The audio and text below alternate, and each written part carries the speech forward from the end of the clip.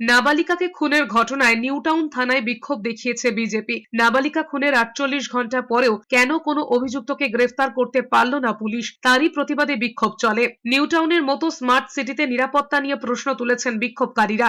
24 ঘন্টার মধ্যে অভিযুক্তদের না ধরতে পারলে রাজ্য জুড়ে আন্দোলনে নামবে বলে হুঁশিয়ারি দিয়েছে বিজেপি। এদিকে বিধাননগর গোয়েন্দা শাখার পুলিশ নাবালিকার বাড়ি থেকে বেরোনোর পর এলাকার সিসিটিভি ফুটেজে ওই নাবালিকাকে গৌরাঙ্গনগর থেকে জগৎপুরের দিকে যেতে দেখেছে। ইতিমধ্যেই ময়না তদন্তের প্রাথমিক রিপোর্টে স্পষ্ট হয়েছে ধর্ষণ করে নাবালিকাকে খুন করা হয়েছে। জানা গিয়েছে নাবালিকার বাবা নেভিতে চাকরি করেন। দুই বোনের মধ্যে ঝামেলা হয়েছিল বলে পরিবার সূত্রে খবর। ঝগড়া করে বাড়ি থেকে বেরিয়ে গিয়েছিল, তারপরেই এই ঘটনা ঘটে। শুক্রবার সকালে লোহার ব্রিজের কাছে পরিত্যক্ত জঙ্গলের ভিতর থেকে নাবালিকার অর্ধনগ্ন দেহ উদ্ধার হয়।